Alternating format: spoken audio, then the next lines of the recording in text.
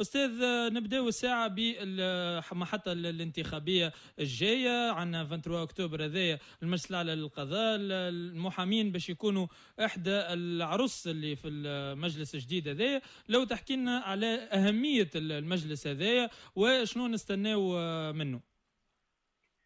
معناها المجلس الأعلى للقضاء كما تعرفوا هو مؤسسة دستورية، والدستور الجديد هو اللي معناها أسس هذه المؤسسة وأعطاها قيمتها الدستورية، وكذلك هو اللي معناها باش يشرف على مرفق القضاء بصفة عامة بتركيبة تضمن له الاستقلالية وحسن التسيير. إذا الأهمية تكمن في ماذا بينا اسلام، ماذا بينا لو كان نعرف من عند الاستاذ شكون الاطراف معناها الممثله في المجلس الاعلى للقضاء هذا، الى جانب معناها القضاة والمحامين. هو باش يكون ممثلين فيه القضاة والمحامين، وباش يكونوا ممثلين فيه الاساتذه الجامعيين، وباش يكون ثم تمثيل للعضو المنفذين كذلك. واضح. وبالنسبه للقضاة ثم قضاة معينين وفما قضاة منتخبين. واضح. هذه على مستوى التركيب، على مستوى الانتخابات باش تكون في الجهات. باش تكون في الجهات، نعم، في كل جهة باش يكون فيها الانتخابات، والانتخابات باش تكون وطنية، معناها المرشحين على مستوى وطني، ولكن الانتخابات نتاعهم باش تكون على مستوى الجهات. بالنسبة للجهات نحن يعني مستير، سوسة، المهدية، القيروان، نابل، فين بالضبط المكاتب؟ بالنسبة للمستير والمهدية هما مرجع نظر محكمة استئناف المنستير، باش تكون في قصر هلال عملية الانتخاب. واضح. شكون عندنا معناها مترشحين؟ فما من المترشحين اللي من الجهة يعني ممن يزاولون مهنتهم في الجهة لهنا؟ والله بالنسبة للمنستير كمنستير ما فماش مترشحين منها، ولكن سامحني أستاذ، فما من سوسة، فما من القيروان، هذوما أقرب معنا مرشحين لجهتنا معنا. في بالي فما سهميلة متاع محكمة الاستئناف نائب الوكيل العام هو مترشح ظهر لي هيك. هذاك على القضاة، ترشح على القضاة. على القضاة. واضح أستاذ. يعني النقطة الثانية واللي حابين نناقشها معاك اليوم هي يوم الغضب اللي مزمع نهار الجمعة غدوة. يبدو أنه الإشكال متاع الجباية هذايا مازال ماشي ويتطور، وكانت الهيئة أصدرت بيان يعني نعتبره شخصيا شديد اللهجة، وحكيت حتى على إمكانية التصعيد بعد حتى يوم الغضب هذا. علاش ما تحلتش ببان الحوار، وعلاش يوم الغضب هذا؟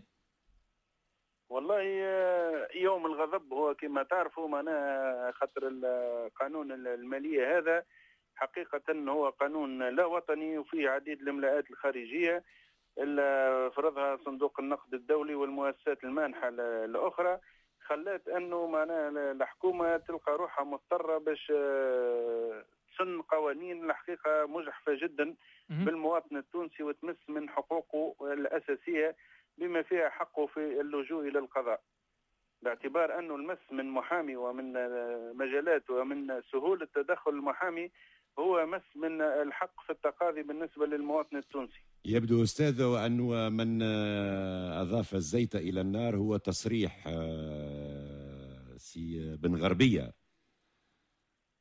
والله هو تصريح الوزير بن غربية مش هو الوحيد، ولكن الحقيقة تتالت التصريحات وتتالت الاستهدافات للمحاماة بشكل أنه حتى ولا نقول إلا فما استهداف ممنهج، وحتى إعلاميا معناه يستهدفوا في المحامين ويصوروا فيهم على أساس أنهم متهربين من الجباية ورافضين للجباية، هذا هو أستاذ، تكون أنه فوق رؤوسهم ريشة، وهذا حقيقة مش صحيح. يا أستاذ اليوم يقول لك يعني المحامي يعمل 10 ملايين مثلا، الدولة تقول له نحاسبك كان على 8 ملايين، يكمل تطلب منه هو أنه يدفع فقط 1,100,000، هو يحب يدفع كان 300 برك. يعني هذه الصورة اللي قاعدة تسوق اليوم. المحامين بالرغم من أنه الدولة قاعدة تتسامح معهم جبائيا، هم مازالوا باقي يحبوا معاملة خاصة ويحبوا يدفعوا أقل مما هو موجود. شنو ردكم على الحكاية هذه؟ والله هو ساعة المحامي مش متهرب من الجباية، وهو ككل المهن الكل خاضع للجباية ويقوم بواجباته الجبائية، وما عندوش حتى إشكال في الناحية هذه.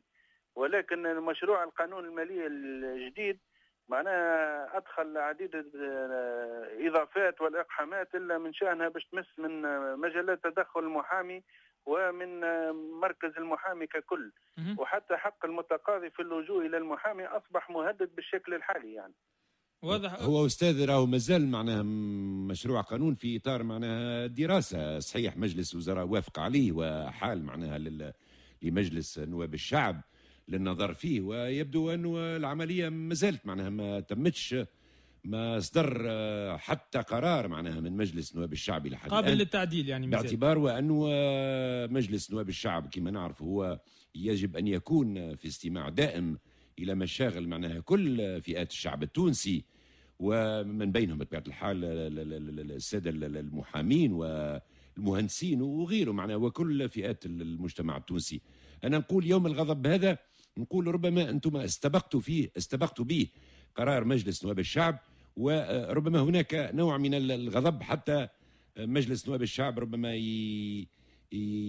يعيد النظر في القانون هذا أو يحاول معناها التخفيف ربما من العبء اللي باش ينزل على المواطن وعلى المحامي وعلى المهندس وعلى الناس الكل. هو الحقيقة الكلام صحيح باعتبار أنه مازال مجلس النواب اللي هو السلطة التشريعية والكلمة الأخرى اللي هو، ولكن يكفي أنه نعرفوا إلا مجلس الوزراء صادق على مشروع قانون المالية بصيغته الحالية بما تضمنه من إجراءات ومن قرارات من شأنها المساس بصورة كبيرة من حق المواطن في اللجوء إلى المحامي وإلى القضاء، وكذلك باش يثقل بشكل كبير على المحامي اللي هو حقيقة عكس الصورة اللي يعملوا فيها للمحامي على أساس أنه يصور في مال كبير، إلا أنه المحامين الآن أصبحوا في وضعية كارثية ومداخلهم تراجعت ووقع المساس بها بشكل كبير جدا. واضح أستاذ. يعني هذا سامحني يا أستاذ، هذا ربما ناتج أستاذ على أنه العديد من القضايا التي تبت فيها المحاكم ويحكم فيها لفائدة معناها طرف دون طرف آخر، الأحكام هذه للأسف نقولوا ما زالت لم تنفذ، هي قرارات المحكمة الإدارية ولم تنفذ، وربما هذاك معناه يأثر شوي على الناس المتخاصمين معناها في اللجوء ربما إلى المحاكم وإلى المحامين. هو هذيك معضلة من المعضلات حقيقة أنه عديد الأحكام تجد صعوبة في التنفيذ، فبالتالي الحق المصرح به لا يكفي التصريح به من طرف المحكمة ولكن لابد من وصول صاحب الحق إلى حقه حتى يكون للقضاء معنى وجدوى. ولكن إذا كان حتى أنه المواطن باش يوصل ياخذ حقه قضائيا ولات مسألة شبه صعيبة، باعتبار أنه قانون المالية هذا من جملة الحوايج اللي وضحها أنه وظف أداة على القيمة المضافة بقيمة 18% بعد ما كانت 12% فقط.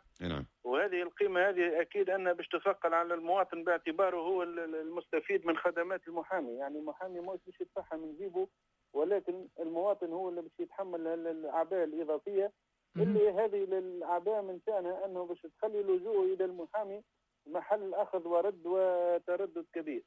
ولذا زيادة على أنه المحامي معناها أصبح من خلال قانون المالية هذا مطالب بدفع تسبقه على الضريبة اللي هي الطوابع الجبائية اللي أصبحت توظف مباشرة ومنذ تعهد المحامي بالملف، وأصبح لا يمكن له اللجوء إلى القضاء إلا بعد وضع هذه الطوابع الجبائية بقيمة 20 و40 و60 دينار، وهي كلها ستثقل على المواطن باعتباره هو طالب هذه الخدمات. واضح. ولكن الإشكال في الطابع الجبائي أنه مقترح ومشروع الهيئة الوطنية للمحامين كانوا اقترحوا أن الطابع الجبائي سيعمم على جميع أعمال المحامي، ولكن هذا الطابع سيكون له صبغة تحريرية، يعني بأن المحامي بمجرد دفع هذا الأداء بصفة مسبقة فإنه ماهوش باش يكون مطالب بدفع أداءات أخرى، وبالتالي هذا الدفع يكون نهائي وتحرري إلى حدود سقف معين من رقم المعاملات، وفيما زاد على ذلك فإنه المحامي عنده أداءات أخرى ويتولى دفعها. واضح يا أستاذ. أيوة. شنو كنت باش تضيف لأنه التوقيت خسرنا؟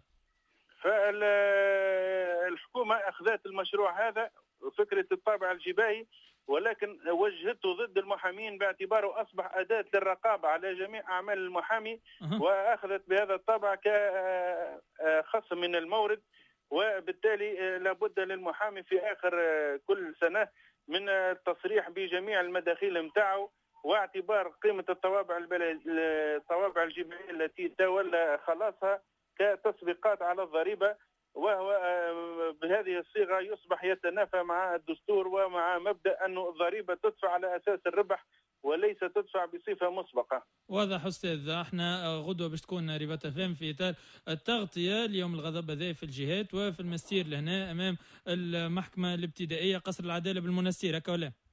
إن شاء الله غدا سيكون المحامين معنا متواجدون بكثافة التوقيت وسيعبرون عن رفضهم القاطع لهذا القانون بشكله الحالي، ولا بد من مراعاة خصوصية المحاماة ودورها الريادي. واضح. التوقيت أستاذ؟